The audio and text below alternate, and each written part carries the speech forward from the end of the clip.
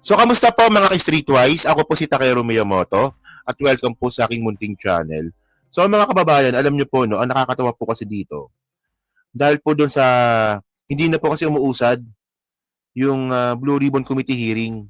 Wala po nung nawala nga po itong si Senator Ping Lacson dyan bilang chairman. Ngayon po, no, mukhang babalik ulit si Ping Lacson dyan po sa chairmanship po ng Blue Ribbon Committee.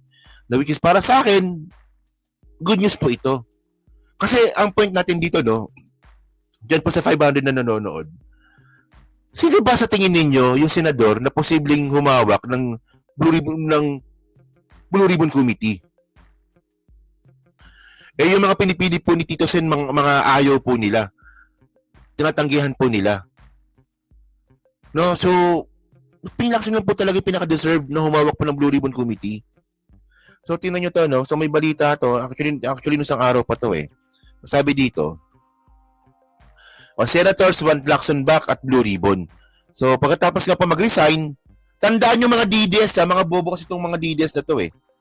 Si Ping Lacson po nag-resign bilang chairman ng Blue Ribbon Committee. Hindi po siya tinanggal. Di ba? Oh. Sabi po ng mga sabi po kasi ng mga DDS, tinanggal nyo eh, ba't di pa ibabalik? Hindi po siya tinanggal.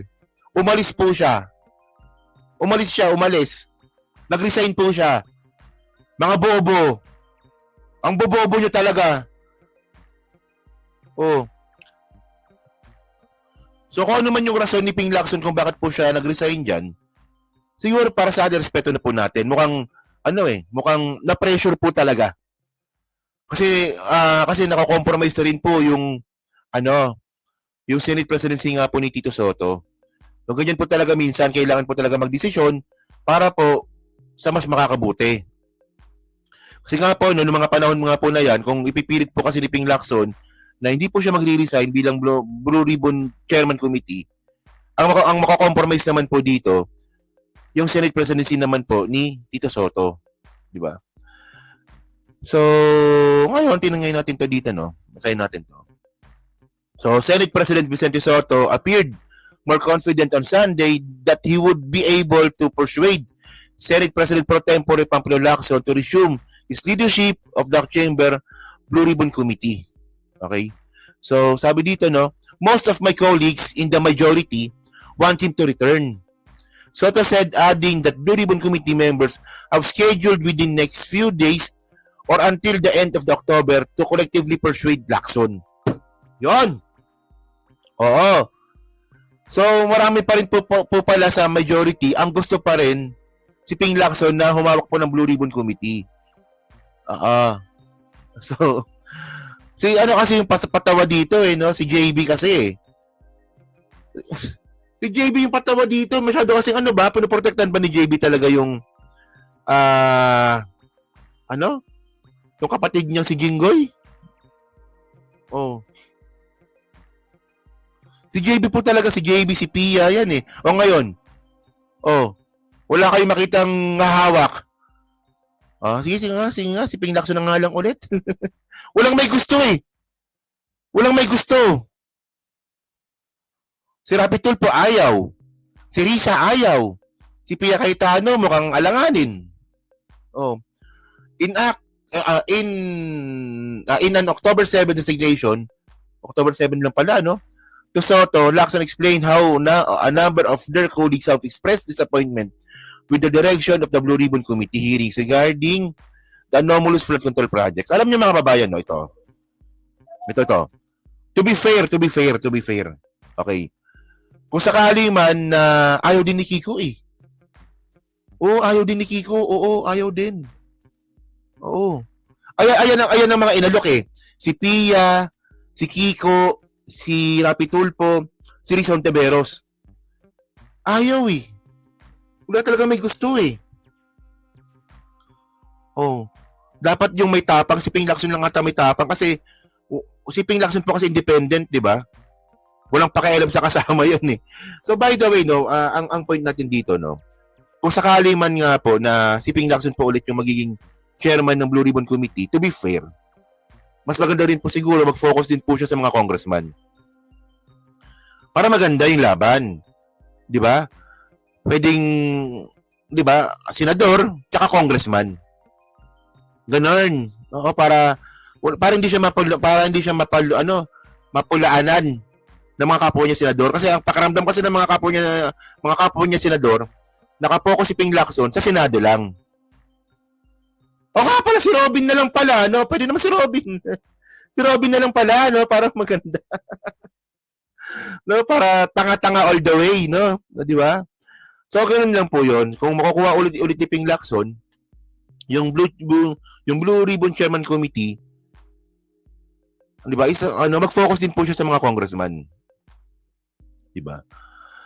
So ngayon mga kababayan, no, medyo na ngayon, medyo mas maganda na po kasi ngayon kasi nga po umuusad na rin po yung ICI. So yung pressure mukhang medyo mababawasan na po ngayon. Kasi tandaan po natin to, no, ito, may papakita lang ako. Ito na ba 'yan? So to tandaan natin to, no. May nakasuhan na po kasi. May recommendation na po kasi dapat kasuhan. So sabi dito, so ICI recommends RAPS, Bertusco, other DPWH officials amid the irregularities in 290 million Mindoro project. So ang una po talagang na-recommended na kasuhan, si Saldico. So non-bailable case po ito. No? Sana nga mag-proceed na nga ito para tuloy-tuloy na, no? So the Independent Commission for Infrastructure on Monday recommend the filing of cases of the Ombudsman against Saldico. So, meron ng isa.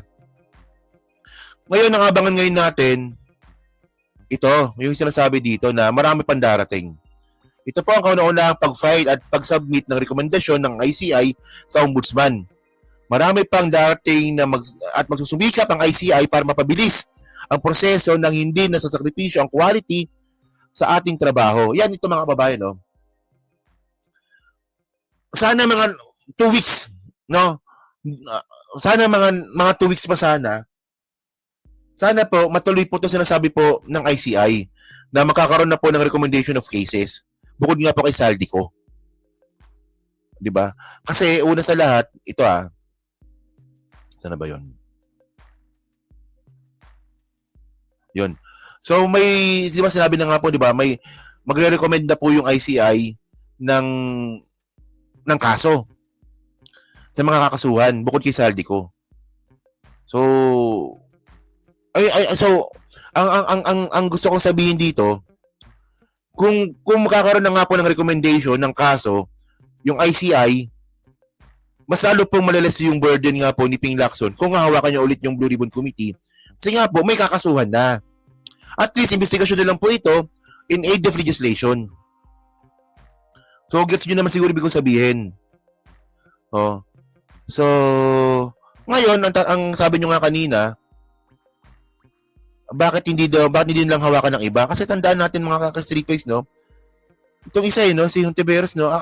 Ako kung tatanungin nyo ako, yung pwede pong pumalit kay Ping Lacson sana dyan sa Blue Ribbon Committee chairmanship, si Hontiveros, Diba? Ang dami na po napatunayan ni Hontiveros. Diba? Kay Alice Guo, kay Kibuloy, kay Senior Aguila, magaling po siya talaga mag-imbestiga.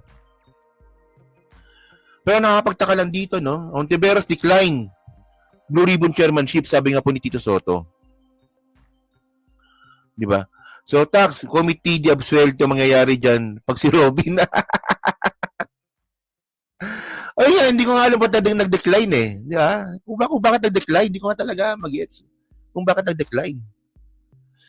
No, so mga kababayan, alam niyo naman kasi yung story niyan. Malamang alam niyo na na dahil nga po sa marami nga po sa majority ang nagalit nga po or nagwo-worried nga po sa tinatakbo ng investigasyon.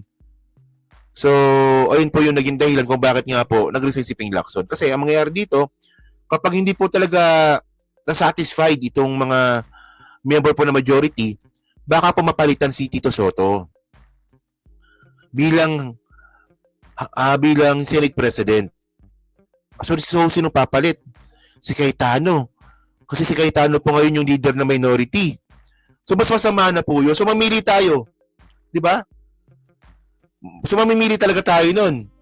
Manatili si Ping Lacson o papalitan yung Senate President natin ni Mr. 10K.